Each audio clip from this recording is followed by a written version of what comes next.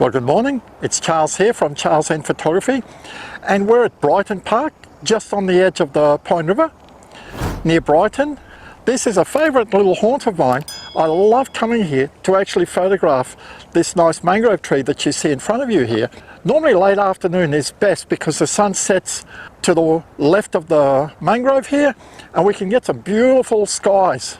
Also, if there's a bit of water around, a long exposure really makes this place beautiful. One, I'm actually going to do a YouTube video on white balance. Why set up your white balance if you're shooting in JPEG. And two, there's a really nice little mangrove tree here that I'll show you in a minute that will look great shooting with my Tokina 11-20 at 11 mils. I'm just giving you an overlay of the park here. This is a little tree that we're going to come and photograph. Although it doesn't look much, I was just down here, I just grabbed my camera, just walked down. I just got a couple of fantastic shots of this tree. So we're going to go and grab all my gear and come back here and take some photos. Now I'm glad I don't walk far because I've actually got quite a bit of gear here, as you can see. So I've got two tripods, definitely need a water bottle here. I'm going to show you why it is important to use a white balance preset when we're shooting in JPEG. Now understand, if we're shooting in RAW, we can go home, adjust our white balance to our heart's desire. But when we're shooting in JPEG, we have to treat the JPEG image as a final product. Yes, we can crop it and all that, but when I shoot in JPEG, I'm treating that image as a final product. So a video I just did last week, which I'll post a link right now to, was talking about picture profiles and how we actually can get the feel that we want using one of the picture profiles to actually set the mood for our image. Whether we want a very vivid postcard image, whether we want a grayscale image, or just a landscape, or a very flat image.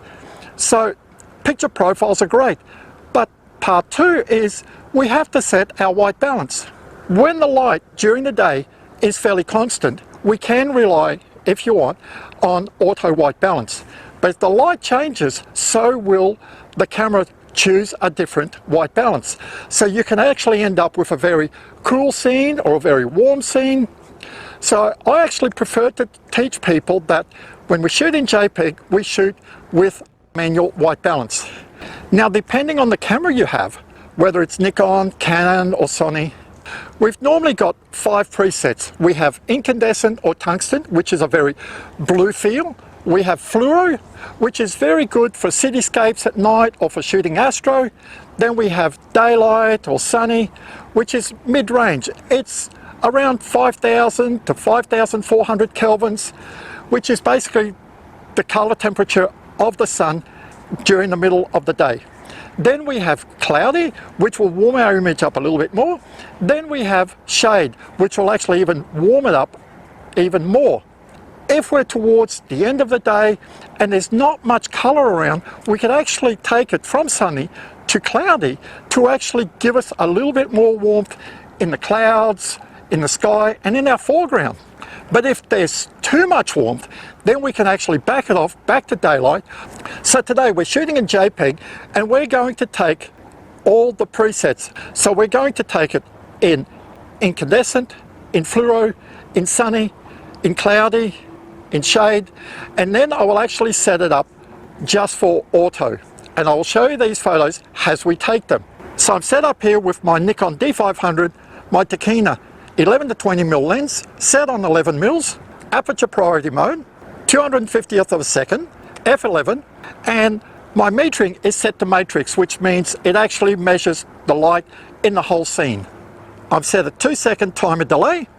We look at our white balance, it's saying incandescent. We take a photo. Now, we go from incandescent to fluoro, take a photo. This will be daylight. Next one will be cloudy. Then we have shade. Now I did miss one, it is flash. I rarely use flash because really the only time you should use flash is if you've got a flash mounted on your camera or you're using flash, because all the flash preset is it's gauging, saying like, okay, the flash puts out this type of white balance, so it'll actually set it for that. So we'll set flash now. Now we'll go to auto. So can you see how they all change?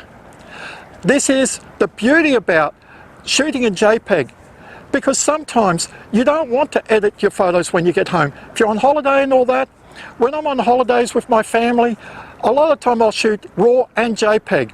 And if the images are just for social media, then I'm not going to do any editing. So I'd like the JPEG to be good enough that I could just quickly upload it to Facebook and all that, and to share it with my friends. I don't want to have to come home and just edit just snaps that I took during the day. So setting your white balance manually is so important if you're shooting in JPEG.